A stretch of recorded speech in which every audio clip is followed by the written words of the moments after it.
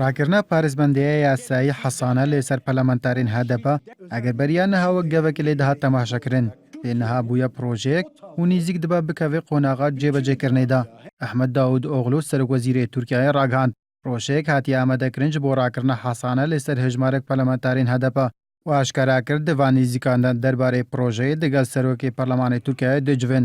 هافدام نوعمان کۆرتلموش جێگرێ سەرۆکوەزیرەی تورکیای دەبێژێ نابێ ڕاکردنا حەسانە لەسەر پەرلەمانتارین هەدەپە ببێ مژارێکە سیاسی ji ber mebesta projeyê bihêzkirin û karkirina perlemana ji ber vê mebestê jî akebadê nêrîna herdû partiyên din wata CHP û MHP jî werbigira.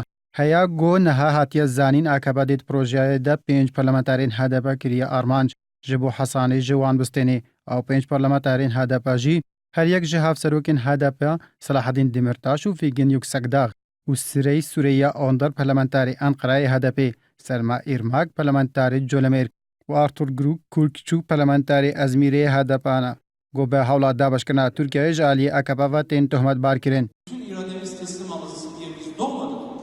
Wek karvedaneke li hember hewlên AKP ji bo rakirina Hesanê li ser perlemantarê HDP.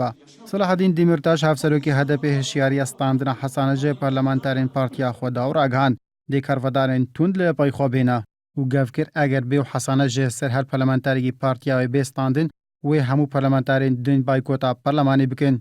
Eyanha nêzîkî 210 caran ji aliyê bepirsu saziyên corecorên Tirkiyeyê ve. Daxwaza standina Hesanê li perlemantarên HDP hatiye kirin. Ev pirs jî piştî wê yekê tê got di 26 meha kanûna yekema sala 2015 da di dema encam dane Kongreya Civaka Demokratîk KCD li Amedê. Her yek ji Selaheddîn Demirtaş û Fîgin Yüksekdağ hevserokî HDP û sê perlemantarên dîyên HDP projeya xwe bi rêvebirina demokratî ragihandin. Piştî wê bûyerê û bi çend rojan dadgeha Komariya Amedê bê tuhmeta bizavdana dabeşkirina axa Tirkiye û piştgiriya PKK dosye lê dijî her 5 perlemantarên HDP vekir.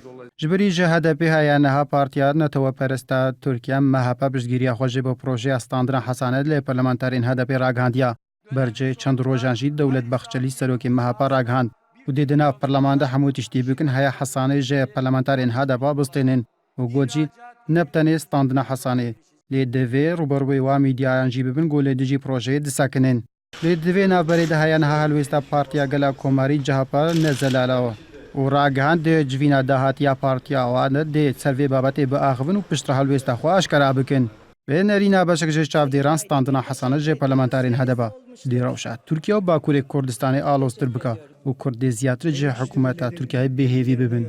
Beriyan hew dê sala 1994 de perlemantarên Kurd yên Partiya Demokrasî yên Naskirî Bêteb Hesanê ji wan hastandin û piştî vê bûyerê jî beşek ji perlemantarên Kurdan ji wan Leyla Zana û Xetîb Dicle Orhan Dûgan û Selîm Sadek hatin girtin û beşekê din jî Tirkiye bicêhiştin.